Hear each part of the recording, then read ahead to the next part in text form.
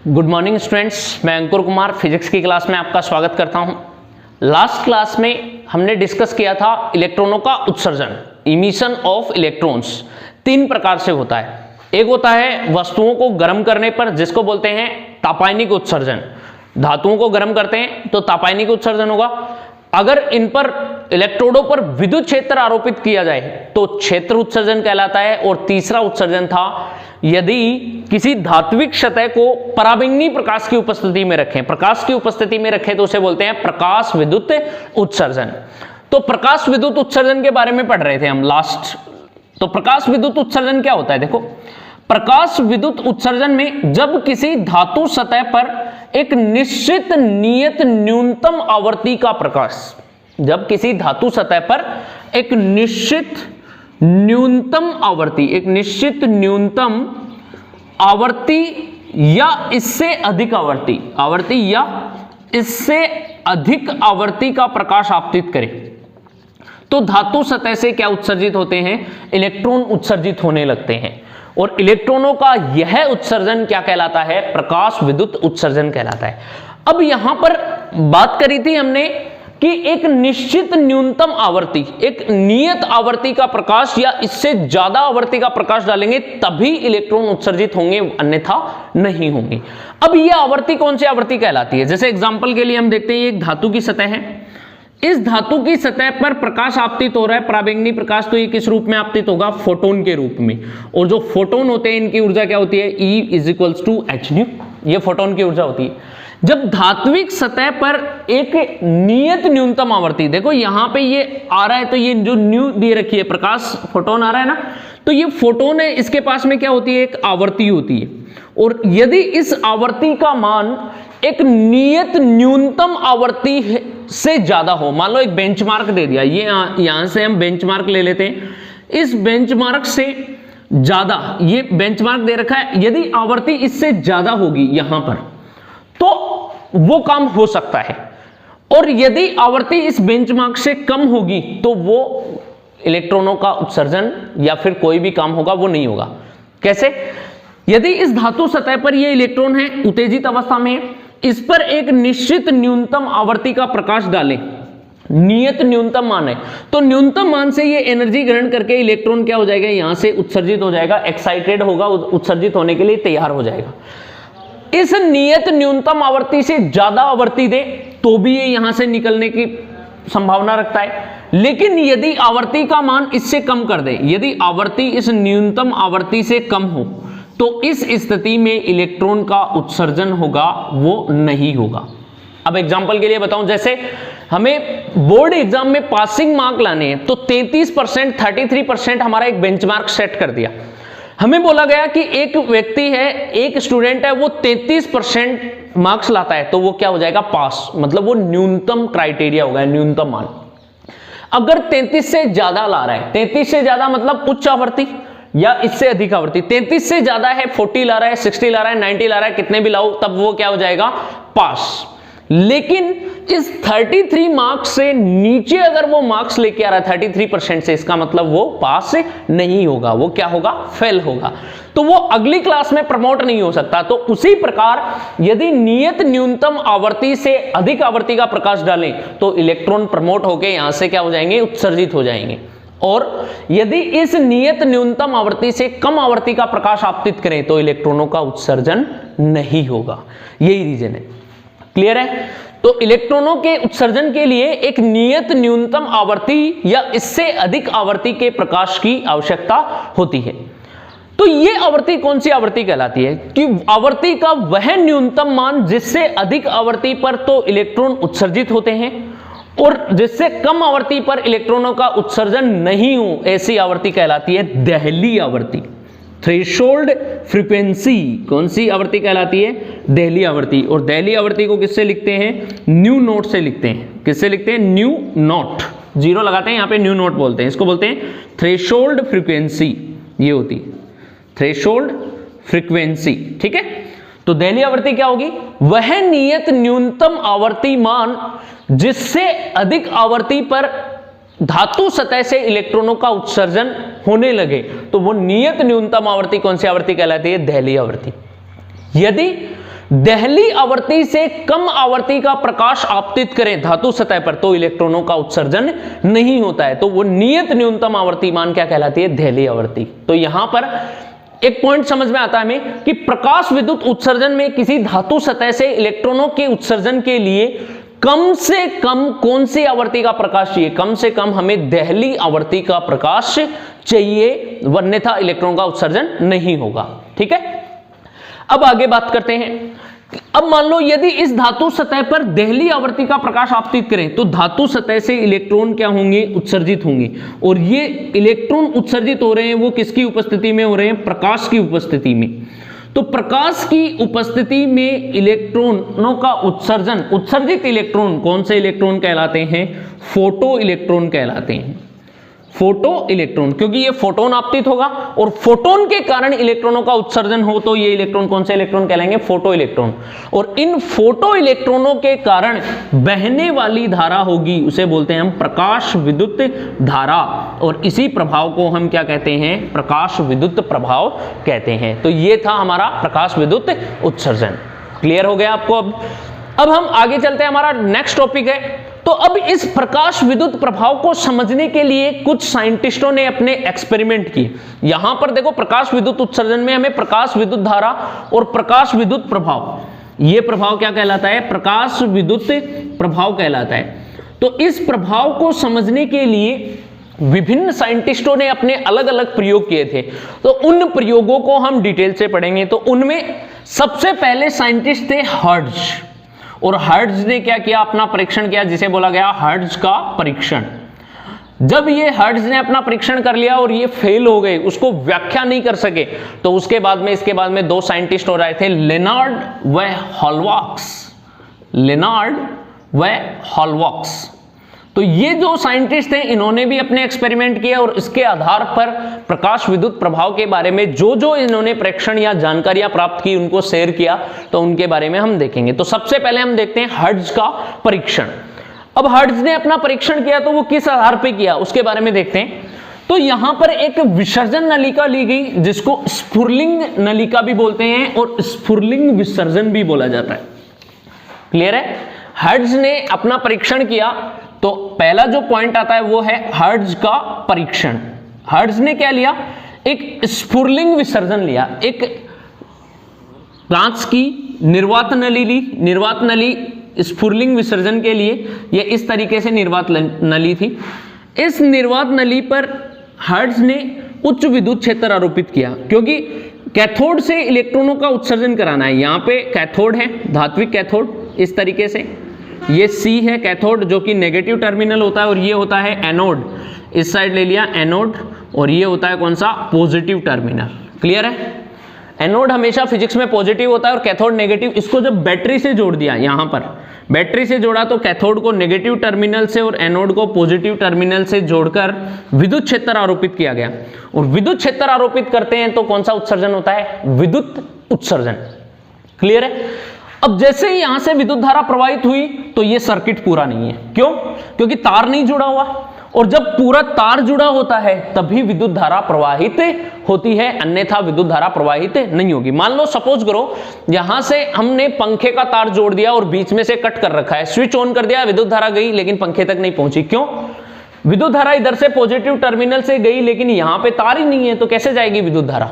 तो यहां पर विद्युत धारा जाने के कोई चांसेस नहीं है। कब? जब इसको बैटरी से जोड़ दिया। अब हर्ट्ज ने अपना परीक्षण क्या किया? हर्ट्ज ने स्फुरलिंग विसर्जन नलिका में जब कैथोड पर पराबैंगनी प्रकाश आपतित किया, ये कैथोड धातु की सतह है और इस पर कौन सा प्रकाश आपतित किया? UV rays. यूवी रेज को बोलते हैं अल्ट्रावायलेट रेज, मतलब पराबैंगनी प्रकाश।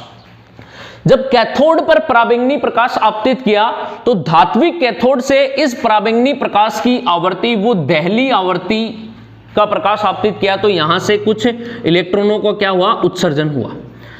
धात्विक कैथोड से कैथोड किरणें उत्सर्जित हुई, ये इलेक्ट्रॉन उत्सर्जित होकर किधर जा रहे हैं? एनोड की तरफ गमन करते हैं। तो इस स्थिति में कैथोड तथा एनोड के मध्य एक वोल्टता उत्पन्न होगी जिसे बोलते हैं स्फुरलिंग वोल्टेज। कौन सा वोल्टेज उत्पन्न होगा इसके मध्य? स्फुरलिंग वोल्टेज। स्फुरलिंग मतलब चमक, ये स्फुरलिंग वोल्टता उत्पन्न होती है, वोल्टेज। कब? जब एक नियत न्यूनतम आवृत्ति का प्रकाश धात्विक कैथोड पर आपतित किया तो कैथोड से इलेक्ट्रॉन उत्सर्जित होकर एनोड की ओर गमन करते हैं, जिससे इनके मध्य स्फुरलिंग वोल्टता उत्पन्न होती है। और जो कैथोड और एनोड पर बाहर से जो वोल्टता लगाई जाती है इसको बोलते हैं स्पार्किंग वोल्टता। इसको कौन सी वोल्टता बोलते हैं? स्पार्किंग वोल्टता। स्पार्किंग क्यों बोलते हैं? क्योंकि इनमें स्पार्क होती है। स्पार्क मतलब चिंगारी उत्पन्न होती है ना, जब हम वायर लगाते हैं तो चिंगारियां निकलती है, तो ये स्पार्किंग वोल्टेज और कैथोड तथा एनोड के मध्य स्फुरलिंग वोल्टेज उत्पन्न होगी। तो हर्ट्ज ने यह बताया कि जैसे ही धात्विक कैथोड पर पराबैंगनी प्रकाश आपतित किया वैसे ही इलेक्ट्रॉन उत्सर्जित होकर एनोड की ओर गमन करते हैं और एनोड पर पहुंचते हैं, जिसके कारण इसमें विद्युत धारा बहने लगती है। विद्युत धारा क्यों बही? इसलिए बही क्योंकि हर्ट्ज ने यह बताया कि कैथोड तथा एनोड के मध्य उत्पन्न स्फुरलिंग वोल्टेज ये दोनों इलेक्ट्रोडों के मध्य लगाए गए स्पार्किंग वोल्टेज से ज्यादा होता है।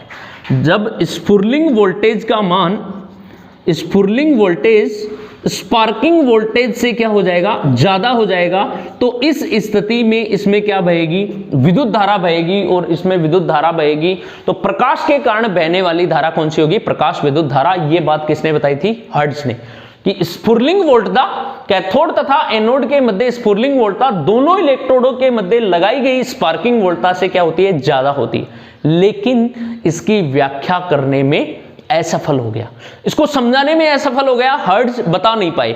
तो यहां से इनका एक्सपेरिमेंट क्या हो गया? रुक गया।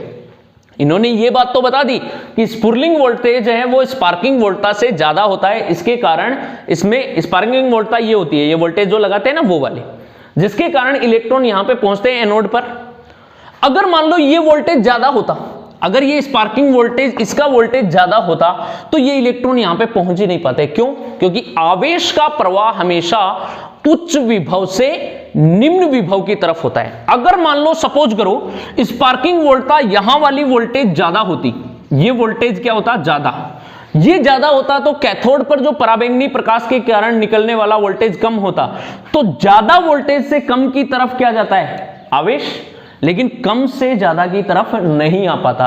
यही बात किसने बताई थी? हर्ट्ज ने, कि अगर इसका वोल्टेज स्पार्किंग वोल्टेज से ज्यादा हो, स्फुरलिंग वोल्टेज है वो स्पार्किंग वोल्टेज, ये स्फुरलिंग यहां उत्पन्न होगी, चमक, स्फुरलिंग वोल्टेज स्पार्किंग से ज्यादा हो तभी उच्च से निम्न की तरफ आवेश का प्रवाह होता है, वरना नहीं होगा। तो ये इस तरीके से इलेक्ट्रॉन पहुंच पाते हैं, लेकिन इसकी संपूर्ण व्याख्या करने में असफल रहे थे हर्ट्ज। इसके बाद में दो साइंटिस्ट आए थे, लेनार्ड व होलबॉक्स, और लेनार्ड तथा होलबॉक्स ने मिलकर अपना एक परीक्षण किया था और उसके आधार पर इन्होंने कुछ निष्कर्ष निकाले थे। तो सेकंड देखते हैं हम लेनार्ड व होलबॉक्स का परीक्षण। होलबॉक्स का परीक्षण इन्होंने कैसे किया? लेनार्ड व होलबॉक्स ने भी सेम हर्ट्ज के परीक्षण को ही आगे बढ़ाया। इन्होंने यही विसर्जन नलिका ली और इसमें ये इलेक्ट्रॉन थे। अब लेनार्ड व होलबॉक्स ने क्या किया कि यहां पर धातु सतह पर, धातु कैथोड पर पराबैंगनी प्रकाश तो आपतित किया, लेकिन इसके साथ यहां पर एक एमिटर और जोड़ दिया, क्योंकि इसमें धारा प्रवाह होगा और धारा प्रवाह के कारण कैसे पता चला कि धारा प्रवाह हो रहा है? इसके कारण यहां पे एमिटर जोड़ दिया, और जो कि माइक्रो एमिटर है, माइक्रो एम्पियर में मापता है। धारा का मान बहुत अल्प धारा होती है। ये बैटरी लगा दी इस तरीके से। लेनार्ड व होलबॉक्स ने हर्ट्ज के परीक्षण को जांचने के लिए, क्या वो सत्य बोल रहे हैं हर्ट्ज, उसको जांचने के लिए इन्होंने धातु कैथोड पर पराबैंगनी प्रकाश आपतित किया, एक निश्चित न्यूनतम आवृत्ति का प्रकाश आपतित किया जो कि दहली आवृत्ति है। पराबैंगनी प्रकाश आपतित करने पर इन्होंने देखा कि इलेक्ट्रॉन उत्सर्जित होकर किसकी ओर गमन करते हैं? कैथोड, एनोड की तरफ। कैथोड से इलेक्ट्रॉन उत्सर्जित होते हैं और एनोड की तरफ गमन करते हैं। जैसे ये बैटरी लगाते हैं तो ये परिपथ कंप्लीट हो जाता है और इस परिपथ में क्या बहने लगती है? धारा प्रवाह होने लगता है। ये बात किसने बताई? लेनार्ड व होलबॉक्स ने। इसके साथ ही लेनार्ड व होलबॉक्स ने यह भी बताया कि जब धातु कैथोड पर पराबैंगनी प्रकाश आपतित किया जाता है तो इस बाएं परिपथ में धारा प्रवाह होता है। इलेक्ट्रॉन इधर से इधर गमन करते हैं और धारा की दिशा इलेक्ट्रॉनों की गति के विपरीत दिशा में होती है। अगर इलेक्ट्रॉन इधर से इधर जाएंगे तो धारा इधर से इधर बहेगी, ये इसमें धारा जाएगी, ठीक है। जब पराबैंगनी प्रकाश आपतित होता है तो धारा प्रवाह होता है, लेकिन यदि पराबैंगनी प्रकाश को रोक लिया जाए, ऐसे अगर इसमें अवरोधक या बाधा उत्पन्न हो जाए तो इसमें धारा प्रवाह बंद हो जाता है। क्यों? क्योंकि यहां पर इलेक्ट्रॉन नहीं आ पाते। अब यह बात लेनार्ड व होलबॉक्स को हजम नहीं हुई। होलबॉक्स एक्सपेरिमेंट कर रहे थे, कि पराबैंगनी प्रकाश आपतित करने पर तो धारा प्रवाह हो रहा है, लेकिन पराबैंगनी प्रकाश को रोकने पर धारा प्रवाह रुक जाता है। ये कैसे हो रहा है? तो इसके लिए लेनार्ड व होल्वॉक्स ने मिलकर एक ऋणावेशित जिंक की प्लेट ली, एक धातु का टुकड़ा लिया। कौन सी प्लेट ली? ऋणावेशित जिंक की प्लेट। ऋणावेशित जिंक की प्लेट लेकर धातु कैथोड पर लगाई। तो धातु कैथोड है वो Zn माइनस प्लेट थी। अब ऋणावेशित जिंक की प्लेट पर जब अल्ट्रावायलेट रेज पराबैंगनी प्रकाश आपतित किया तो इन्होंने देखा कि इस परिपथ में धारा प्रवाह हो रहा है और कुछ समय पश्चात ऋणावेशित जिंक की प्लेट धनावेश विद्युत उदासीन हो गई। क्या हो गई? ऋणावेशित जिंक की प्लेट कुछ समय पश्चात क्या हो गई? विद्युत उदासीन। इसका मतलब क्या हुआ कि अब जिंक पर आवेश है वो कितना हो गया? 0। पहले नेगेटिव था, बाद में 0 हो गया। इसका मतलब यहां से क्या निकले? माइनस में इलेक्ट्रॉन। इलेक्ट्रॉनों का क्या हुआ? उत्सर्जन हो गया। पहले एक्सपेरिमेंट में इन्होंने देखा कि ऋणावेशित जिंक की प्लेट कैथोड पर लेने पर पराबैंगनी प्रकाश आपतित करने से ये कुछ समय पश्चात ऋणावेशित प्लेट विद्युत उदासीन हो गई। फिर भी इनको यकीन नहीं आया, तो अब इन्होंने क्या ले ली? अब विद्युत उदासीन जिंक की प्लेट ली। ये जिंक की प्लेट विद्युत उदासीन ली और कुछ समय पश्चात देखे कि ये ऋणावेशित, ये विद्युत उदासीन प्लेट है वो क्या हो गई? धनावेशित हो गई। तो विद्युत उदासीन प्लेट फिर धनावेशित हो गई, तो इन्होंने देखा कि इसमें से इलेक्ट्रॉन निकले हैं। तो यहां से भी इलेक्ट्रॉन क्या हुआ? निकला। तो यहां पर लेनार्ड व होल्वॉक्स श्योर हो गए कि जैसे जैसे धात्विक कैथोड पर पराबैंगनी प्रकाश आपतित किया जाता है तो इलेक्ट्रॉनों का क्या होता है? उत्सर्जन होता है। लेकिन कब? एक नियत न्यूनतम आवृत्ति का प्रकाश आपतित किया जाए। यदि इस धातु कैथोड पर पराबैंगनी प्रकाश आपतित होने की आवृत्ति बढ़ा दी जाए तो धातु कैथोड से जो इलेक्ट्रॉन हैं वो अधिक मात्रा में उत्सर्जित होने लगते हैं। अर्थात हर्ट्ज के प्रयोग में जो स्फुरलिंग वोल्टता है, स्फुरलिंग वोल्टेज यहीं पे उत्पन्न होता है। हर्ट्ज ने ये बताया, वो स्फुरलिंग वोल्टेज बढ़ने की दर बढ़ जाती है। स्फुरलिंग वोल्टेज, ये वोल्टता है, वोल्टता की दर क्या हो जाती है? बढ़ जाती है। ये बात किसने बताई थी? लेनार्ड व होल्वॉक्स ने। तो इन्होंने ये बात भी प्रूव कर दी कि हर्ट्ज जो बात बता रहे थे वो सही थी। हर्ट्ज ने जो बात बताई थी वो सही थी, क्योंकि जैसे जैसे पराबैंगनी प्रकाश आपतित होगा इलेक्ट्रॉनों के उत्सर्जन की दर बढ़ने लगती है और स्फुरलिंग वोल्टता की दर धीरे धीरे बढ़ने लगती है, जिसके कारण ये इलेक्ट्रॉन उत्सर्जित होकर धातु एनोड पर पहुंचते हैं और एनोड से इसके अंदर क्या प्रवाहित होने लगती है? धारा प्रवाहित होने लगती है। और वो धारा प्रवाह किसके कारण होता है? प्रकाश के कारण होता है। इस बैटरी के कारण नहीं होता है, प्रकाश के कारण। क्यों? क्योंकि स्फुरलिंग वोल्टेज का मान स्पार्किंग वोल्टता से क्या होता है? ज्यादा होता है। ये हर्ट्ज ने बताया था। और जो ज्यादा वोल्टेज होगा धारा प्रवाह उसी के कारण होगा। तो स्फुरलिंग वोल्टेज के कारण धारा प्रवाह होगा, इसका मतलब प्रकाश के कारण धारा प्रवाह होगा। और इसमें बहने वाली धारा प्रकाश के कारण बहेगी, इसलिए इसे क्या कहते हैं? प्रकाश विद्युत धारा कहते हैं। और ये प्रकाश विद्युत धारा अल्पमान की धारा होती है, बहुत ज्यादा नहीं होती है, इसलिए इसको किसमें मापा जाता है? माइक्रो एम्पियर में मापा जाता है। ठीक है, अल्पमान की धारा होती है प्रकाश विद्युत धारा, इसलिए इसको किसमें मापते हैं? अल्पमान की धारा होती है और प्रकाश विद्युत धारा को माइक्रो एम्पियर में मापते हैं। तो ये था लेनार्ड व होल्वॉक्स का परीक्षण। इन दोनों ने प्रूफ कर दिया कि हर्ट्ज जो बात बता रहे हैं वो एकदम सही है। अब इस पूरे दोनों के एक्सपेरिमेंट का जो सार निकला, इन दोनों को मिलाया सार, तो यहां से एक बात समझ में आई कि धात्विक कैथोड पर, धातु कैथोड पर जो पराबैंगनी प्रकाश आपतित हो रहा है वो एक नियत न्यूनतम आवर्ती मान या उससे अधिक आवर्ती का प्रकाश आपतित होगा, जिसे दहली आवृत्ति कहते हैं। और दहली आवृत्ति या उससे अधिक आवृत्ति का प्रकाश आपतित करने पर इलेक्ट्रॉनों का क्या होता है? उत्सर्जन होता है। और यही घटना, इलेक्ट्रॉन उत्सर्जित होकर एनोड पे पहुंचते हैं तो उत्सर्जित इलेक्ट्रॉन प्रकाश के कारण उत्पन्न होंगे, तो वो इलेक्ट्रॉन कहलाते हैं फोटो इलेक्ट्रॉन। और फोटो इलेक्ट्रॉनों के कारण बहने वाली धारा प्रकाश विद्युत धारा, और यही प्रभाव क्या कहलाता है? प्रकाश विद्युत प्रभाव कहलाता है। तो ये थी एक्सपेरिमेंट। तो इसमें 3 परीक्षण हुए, लेनार्ड व होल्वॉक्स का परीक्षण, उससे पहले हर्ट्ज का परीक्षण, और फिर इन तीनों के आधार पर किसकी व्याख्या कर दी गई? प्रकाश विद्युत प्रभाव की व्याख्या कर दी गई। तो ये था प्रकाश विद्युत प्रभाव।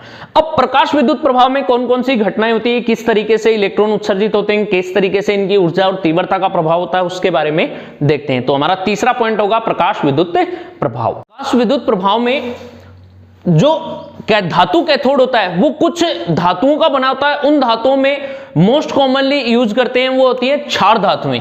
जब हम बात करें क्षार धातुएं की तो 4 धातुएं कौन कौन सी होती है? जो आवर्त सारणी के पहले वर्ग में जो धातुएं होती हैं वो 4 धातुएं होती है, जैसे लिथियम, सोडियम, पोटेशियम, सीजियम और रुबिडियम, ये धातुएं होती हैं। तो इन 4 धातुओं पर जब दृश्य प्रकाश आपतित किया जाए, दृश्य प्रकाश आपतित करने पर भी प्रकाश विद्युत प्रभाव की घटना संभव होती है। तो कुछ 4 धातुएं होती है ये, इन पर दृश्य प्रकाश की उपस्थिति में भी प्रकाश विद्युत प्रभाव की घटना संभव होती है। क्यों? क्योंकि दृश्य प्रकाश की जो आवृत्ति होती है वो दहली आवृत्ति से क्या हो जाती है? ज्यादा हो जाती है, इस कारण इन पे प्रकाश विद्युत प्रभाव संभव होगा। इसके अलावा कुछ और धातुएं होती है, कुछ मुख्य धातुएं होती है, जैसे मैग्नीशियम, कैडमियम, इस तरह की धातुएं होती है, मैग्नीशियम, कैडमियम।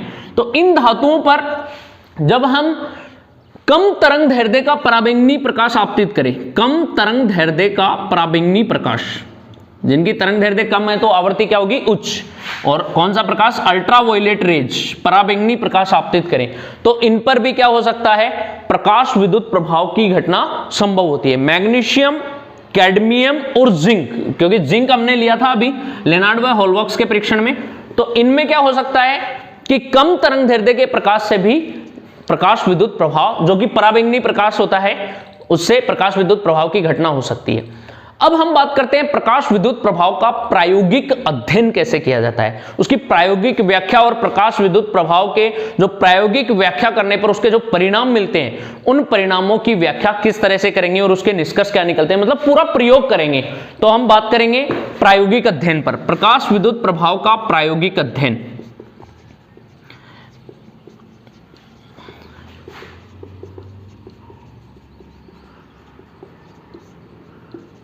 अब देखो, प्रायोगिक अध्ययन करने के लिए यहां पे हम एक डायग्राम बनाएंगे, सर्किट डायग्राम। तो सर्किट डायग्राम मैं आपको डायरेक्ट बना के भी दे सकता हूं, लेकिन यहां पर मैं बना के नहीं दूंगा, आपको बनाना सिखाऊंगा कि किस तरीके से हम सर्किट डायग्राम बनाते हैं। तो एक देखो, विसर्जन नलिका लेते हैं कांच की, ये हमारे पास मान लो एक विसर्जन नलिका है।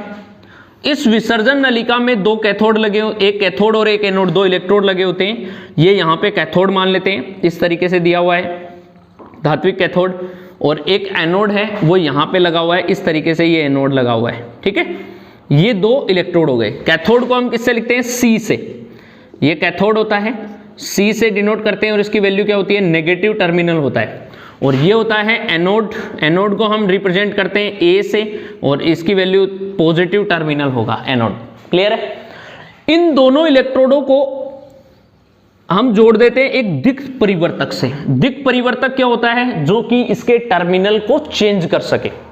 दिक् परिवर्तक कि प्लस को माइनस बना सके और माइनस को प्लस बना सके। तो दिक् परिवर्तक यहां पे लगा देते हैं इस तरीके से, और इसको किससे जोड़ देते हैं? दोनों टर्मिनल को जोड़ देते हैं।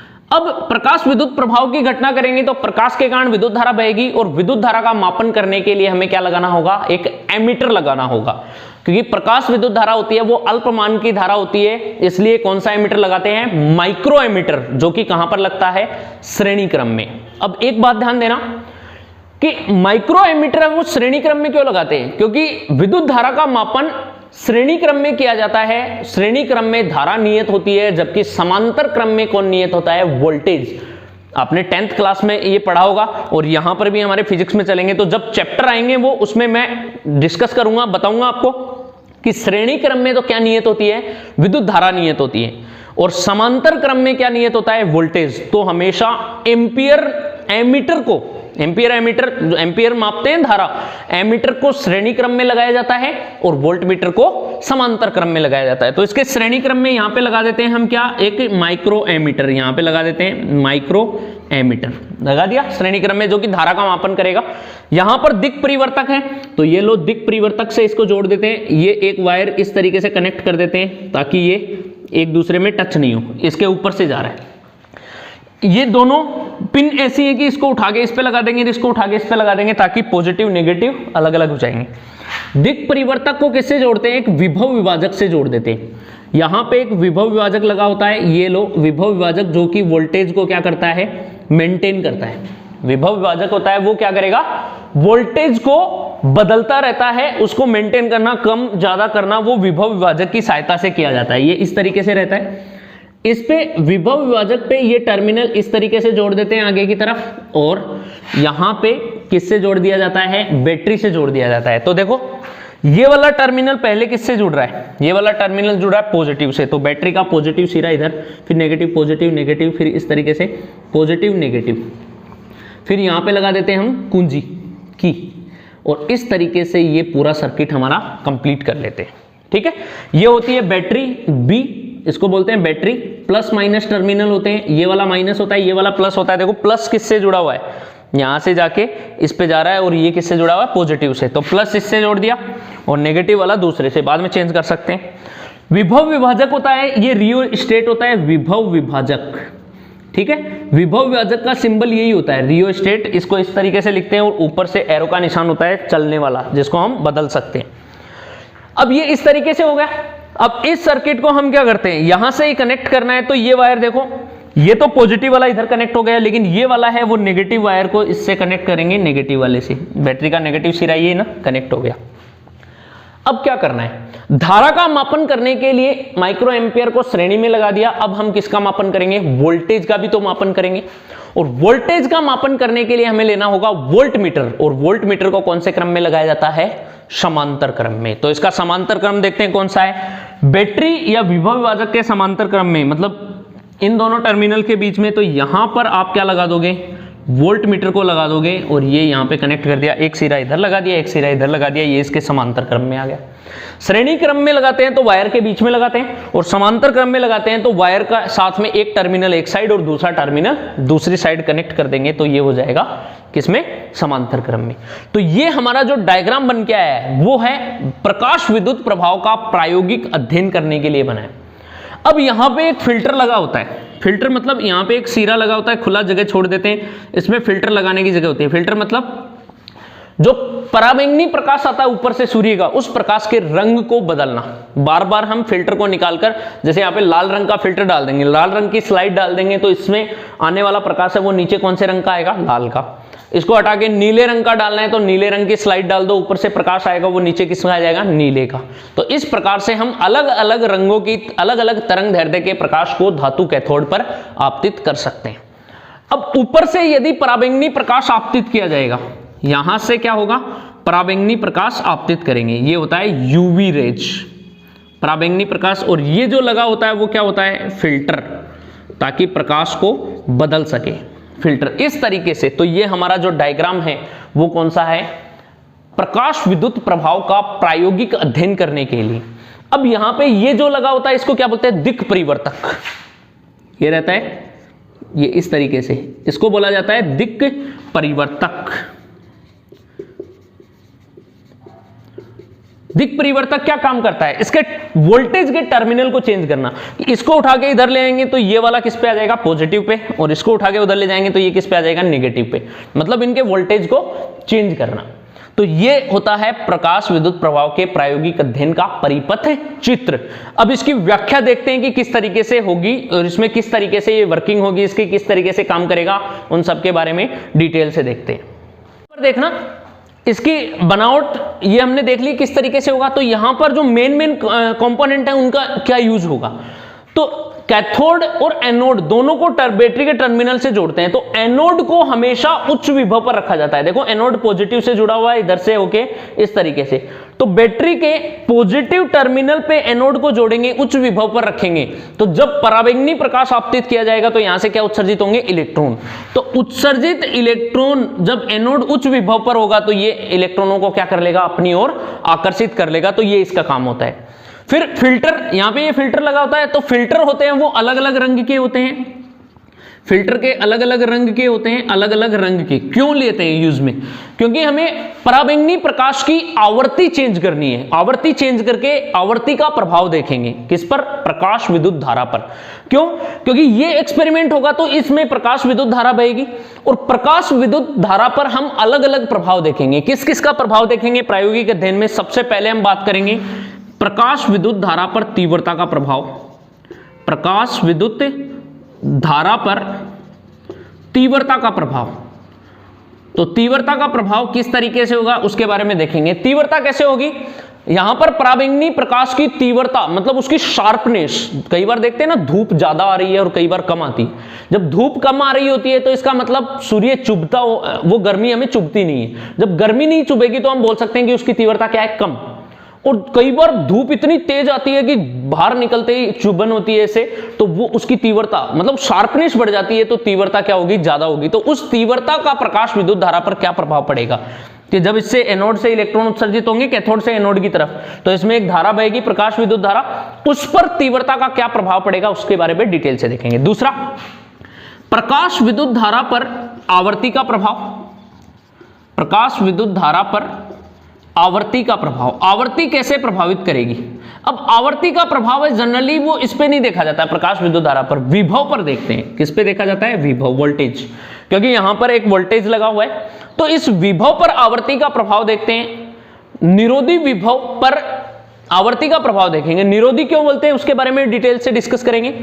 आवर्ती का प्रभाव कैसे होगा, अब आवर्ती कैसे चेंज करेंगे, फिल्टर के माध्यम से। फिल्टर अलग अलग रंग के लेते हैं, अब अलग अलग रंग के फिल्टर लगा देंगे तो पराबैंगनी प्रकाश से उस फिल्टर से अलग रंग का प्रकाश आएगा। जैसे लाल रंग का फिल्टर है तो लाल रंग का प्रकाश अंदर जाएगा, बाकी क्या हो जाएंगे, फिल्टर के द्वारा अवशोषित कर लिए जाएंगे। तो इस प्रकार अलग अलग रंगों की तरंग दैर्ध्य अलग अलग होगी प्रकाश की, और तरंग दैर्ध्य अलग अलग होने पर उनकी आवर्ती, अलग अलग रंग की आवर्ती भी क्या होगी, अलग अलग होगा। वो प्रकाश उसकी आवर्ती अलग अलग होगी, और अलग अलग आवर्तियों के कारण इलेक्ट्रॉनों की ऊर्जा भी क्या होगी, अलग अलग होगी। क्यों, क्योंकि इलेक्ट्रॉन की ऊर्जा है E बराबर hν, तो आवर्ती किसको प्रभावित करेगी, ऊर्जा को।